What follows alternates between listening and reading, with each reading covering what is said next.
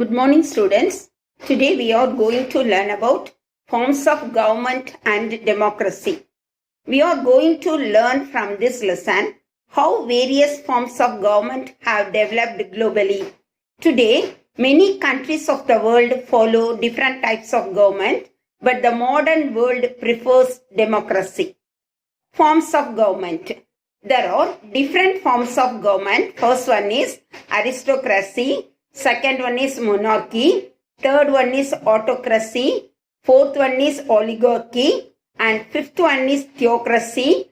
And seventh one is democracy and republic. First we have to learn about aristocracy. Aristocracy means the form of government which power is in the hands of small privileged ruling class. Nobles. Example, United Kingdom and Spain. Second one is monarchy, a system of government in which one person reigns supreme, usually a king or queen. Example, Bhutan and Qatar. And third one is autocracy, a system of government by one person with absolute power. Example, North Korea and Saudi Arabia. Next one is oligarchy, a small group of people having control of a country or organization. Example, North Korea. And theocracy, a system of government which religious doctrines form the basis of government, a priest who rules in the name of God or proclaims himself as a god. Example, Vatican. Next one is democracy, a system of government which eligible members in the population of vote to elect their representatives and the party or individual who obtain a majority votes forms of government. Example, India and USA. Next one is republic, a state with supreme power is held by the people and their elected representative which has an elected or nominated president rather than a monarch. Example, India and Australia. Now we have to learn about what is democracy. Democracy means a government of the people, by a people and for the people. Democracy is a system of government which the supreme power is vested in the people of a country and people elect their representatives. Next one is, what are the types of democracy? There are two types of democracy. First one is direct democracy and second one is indirect democracy. What is direct democracy? When the people themselves directly express their will on public affairs, the type of government is called pure or direct democracy. Example, Switzerland. And next one is indirect democracy. Indirect democracy means when the people express their will on their public affairs through their elected representatives. A type of government is called indirect or representative democracy. Next one is forms of democratic government. Forms of democratic government, there are two types of democratic government. First one is parliamentary form of government and second one is presidential form of government. Parliamentary form of government is example for India and England. And presidential form of government is USA and France.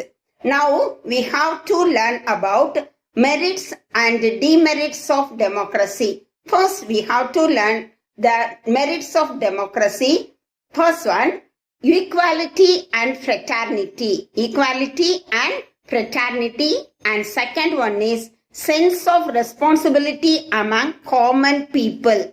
Sense of responsibility among common people. Next one is local self-government. And next one is popular sovereignty. First one is equality and fraternity. And second one is responsibility among common people.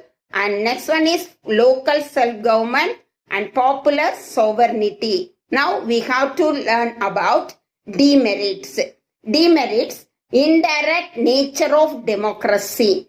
Indirect nature of democracy, and second one is lack of interest in democratic process and hence lower turnout in the elections. Next one is delay in decision making process. Next one is delay in decision making process.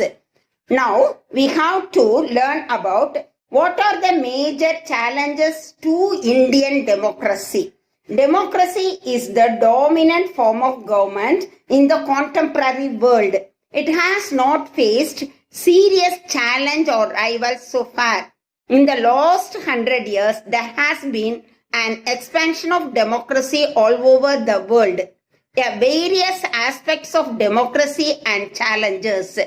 First one is illiteracy, and second one is poverty. Third one is gender discrimination. Next one is regionalism and casteism and communalism, corruption. Last one is political violence.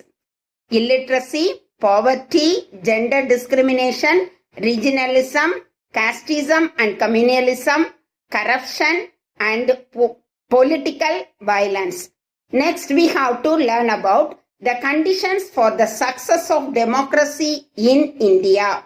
First one, eradication of social evils and dangers from which democracy suffers, and an impartial and efficient press to form the public opinion, presence of strong public opinion, awareness among the people of fundamental rights. Again, I will tell. First one is eradication of social evils and dangers from the democracy suffers. Next one is an impartial, efficient press to form public opinion, presence of strong public opinion, awareness among the people of fundamental rights.